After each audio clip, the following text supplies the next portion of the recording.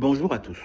On ne cache pas la lumière du soleil avec la main, dit un dicton. Au Tchad, le football se présente désormais comme un terrain loyal d'humiliation. Autant il est arrivé à son monopause le plus parfait, autant il révèle davantage ce que le pouvoir s'obstine à cacher. La bouche qui tête n'oublie jamais la saveur du lait. Et la Fédération tchadienne du football est la figure magistrale de cette pensée de Ferdinand Oyono. Bien évidemment, la lourde défaite des Sao face au Burundi n'est pas un simple accident sportif.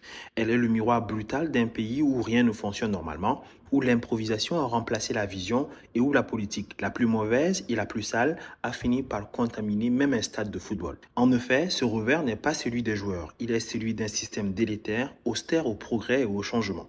Un système qui étouffe les talents, qui instrumentalise les fédérations, qui nomme par complaisance plutôt que par compétence et qui exige des résultats sans jamais fournir les moyens. Idriss Dekonia Diker, président du COST, a eu au moins le mérite de dire tout haut ce que tout le monde murmure depuis des années lorsqu'il affirme, je cite, il faut se dire la vérité, fin de citation. Et cette vérité, c'est que le sport tchadien est malade et que sa maladie porte un nom, l'ingérence politique permanente. Dès lors, comment espérer bâtir un football solide dans un pays où même la sécurité des journalistes n'est plus garantie? L'agression du journaliste Souleymane Brahim, reporter de Chat Info, par des individus en trier en plein cœur de la capitale n'est pas un fait divers, c'est un signal inquiétant, un signal qui dit personne n'est en sécurité quand l'impunité devient la règle, quand les méchants ne sont pas punis. Et pendant que les citoyens s'inquiètent, que les journalistes sont menacés, que les villages s'organisent eux-mêmes pour traquer les voleurs de leur bétail, faute d'État protecteur, la Kazakh se complaît dans un folklore au tambour percé. Elle défile, chante les louanges d'une paix imaginaire. Et tel un perroquet, elle se sent à l'aise dans la répétition hypocrite des discours creux sur la stabilité qu'elle s'est taillée elle-même l'image.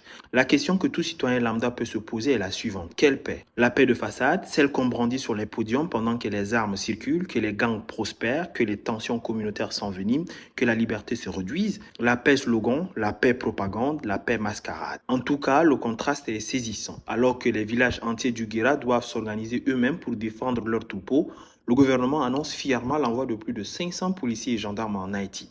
Le message est clair, l'image internationale passe avant la sécurité nationale. Ce n'est pas faux, même si c'est triste. C'est la logique du gouvernement tchadien depuis des lustres.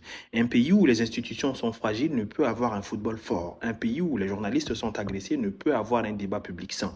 Un pays où la paix est un slogan ne peut avoir une jeunesse confiante. Ici, la défaite des Sao n'est pas un épisode sportif isolé.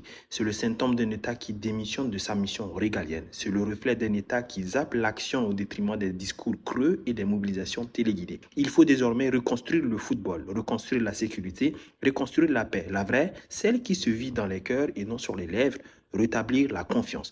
Et cela ne passera ni par les slogans, ni par les mascarades, encore moins par les défilés orchestrés. Cela se fera avec du courage politique, de la transparence et une rupture nette avec les pratiques qui ont miné le pays pendant trop longtemps. Oui, le Tchad mérite un sursaut, pas seulement sportif, mais national. Celui d'une conscience prête à rompre avec le passé douloureux pour donner libre espoir au futur. Vivement à la semaine prochaine.